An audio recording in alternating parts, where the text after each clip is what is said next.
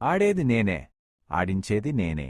ఈ జగత్తు ఒక రంగస్థలమైతే అందులో నాటకాన్ని రచించినవాడిని నేనే. వేషాలు మార్చేది నేనే, వేషాల్లో కనిపించేది కూడా నేనే. అంతటా నేనే, అందరిలో నేనే. పర్వతాల్లో నిశ్శబ్దంగా నిలిచిన శిలలో నేనే, నీ హృదయంలో స్పందించే శ్వాసలో కూడా నేనే.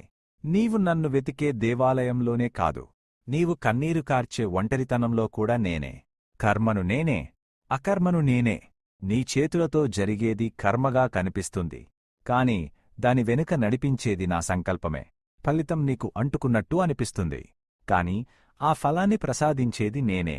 ధర్మస్థాపన నేనే, అధర్మాన్ని అంతమొందించేది నేనే. లోకంలో చీకటి పెరిగినప్పుడల్లా నేను నిశ్శబ్దంగా కాలరూపంలో కదులుతాను. ధర్మం కూలిపోతే దండయాత్ర చేయను, అధర్మమే తన పాదాలపై తానే పడిపోయేలా చేస్తాను. నీవు యోధుడివని అనుకుంటావు, కాని నీవు నా చేతిలోని ఒక బాణం మాత్రమే.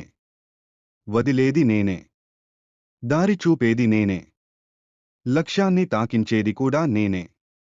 జీవుడు కేవలం నిమిత్తమాత్రుడు మాత్రమే. అహంకారం విడిచిపెట్టు భక్తుడా, నీ భారం నాకు అప్పగించు.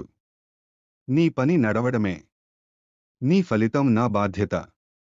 నమ్మకం ఉంచితే భయం ఉండదు, శరణు వేస్తే సంకటానికి చోటుండదు.